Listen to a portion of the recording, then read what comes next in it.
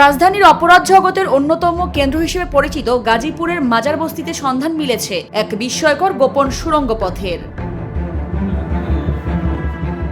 এতদিন এই সরু পথটি ব্যবহার করে শক্তিশালী মাদক সিন্ডিকেট আইনশৃঙ্খলা রক্ষাকারী বাহিনীর অভিযানের সময় মুহূর্তে গা ঢাকা দিত। স্থানীয়দের অভিযোগ ছিল, এই সুড়ঙ্গকে ঢাল বানিয়েই বস্তির অভ্যন্তরে গড়ে উঠেছিল মাদকের এক বিশাল সাম্রাজ্য।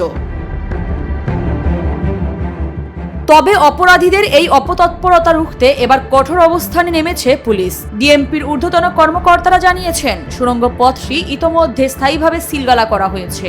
অপরাধের এই নিরাপদ আস্তানাটি এখন প্রশাসনের সম্পূর্ণ নিয়ন্ত্রণে এবং পুরো বস্তি এলাকায় নিয়মিত টহল জোরদার করা হয়েছে। প্রশাসনের এই তাৎক্ষণিক উদ্যোগ প্রশংসনীয় হলেও শুধু সুড়ঙ্গ সিলগালা করলেই অপরাধের শিকড় উপড়ে ফেলা সম্ভব নয়। মাদক ব্যবসার পেছনের মূল গডফাদারদের দ্রুত চিহ্নিত করে দৃষ্টান্তমূলক শাস্তির আওতায় আনতে হবে।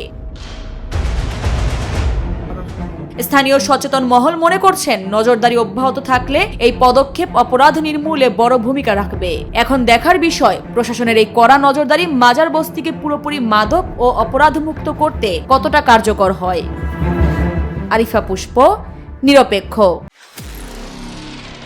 নিরপেক্ষ, সত্য প্রকাশে আপোষহীন।